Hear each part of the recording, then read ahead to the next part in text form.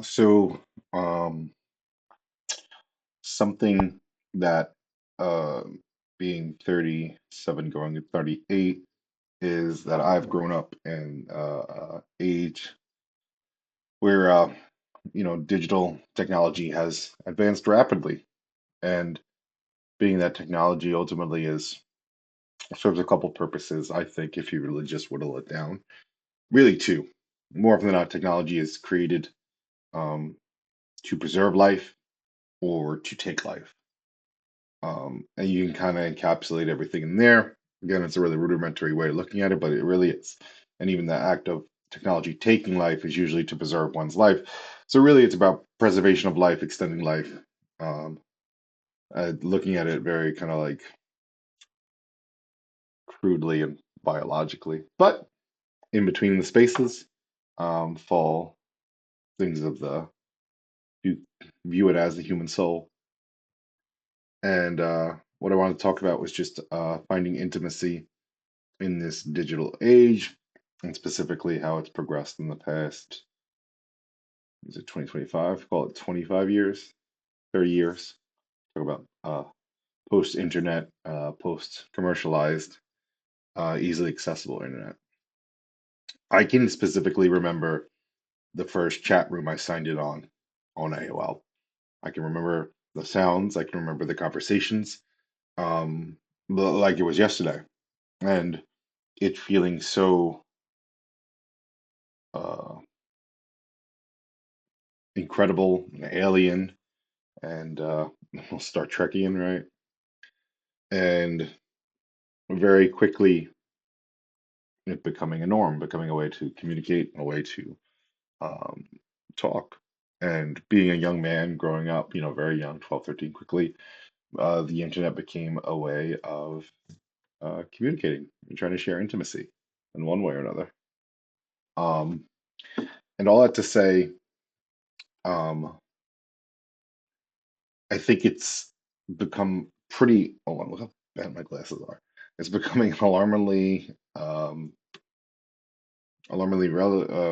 that the hunger for intimacy is great, probably greater than it's ever been, but the technology has failed us, I think, in a lot of ways. Specifically, the ability to actually satisfy the longing in our hearts for intimacy with one another.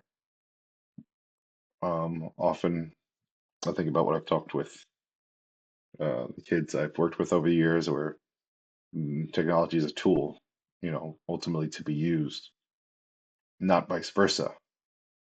But what we're quickly realizing as a culture, or a lot of us are, is that the way that technology, specifically online, smartphones, the internet, the use of these apps, uh, we have now just become the resource to be mined and used and to be used.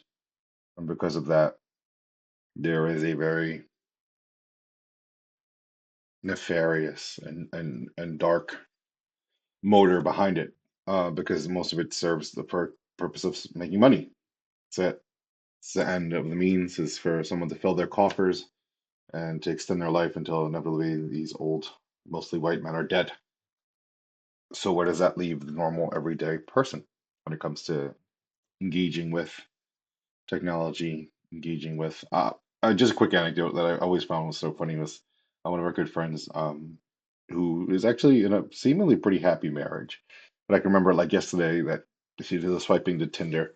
I was lucky enough to meet my wife right before Tinder, so I didn't have to go through that gamification of human beings, um, the rating system of simply looking at a human being that exists with a soul and their own consciousness and treating them as nothing more than uh, like a piece of produce to either approve of or not, and somehow hoping to find intimacy from that. And we were talking to a good friend. It was around New Year's, my wife's good friend, and we were just chatting about what Tinder was, how it worked. And I remember looking at the app, and just thinking it was insane that this is how people actually found people. Now, more often than not, if you know Tinder, people were finding themselves for one purpose only, sexual. intercourse, which whatever, live and let live. But people actually meet and relationships come out of that, which I is actually kind of a hopeful thought when, in spite of the industrialization of dating in the form of Tinder, people were able to find love. Kind of hopeful, speaks to the hope of humanity.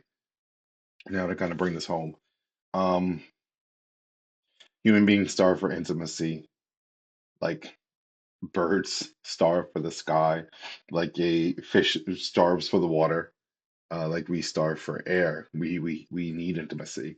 And what you've seen happen with the internet, specifically the way intimacy has been kind of cheapened, you have pornography. You have 24/7 access to a completely one-sided affair that will satisfy your base sexual needs.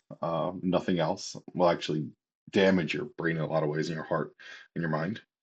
And the rise of like incel culture and the rise of loneliness we see is because I think that the tools that we lean on now to try to connect with one another are not designed for us to connect. Quite the opposite. Because if everyone's happy and finds a soulmate, why would Tinder exist? If everyone's happy, why would these dating services exist? Everyone's happy and filled with joy and deep intimacy. Why would all of these social medias exist? I don't know. Random musings went longer than I wanted to, but yeah, that's my thoughts on ramblings on finding intimacy in a digital age. Goodbye.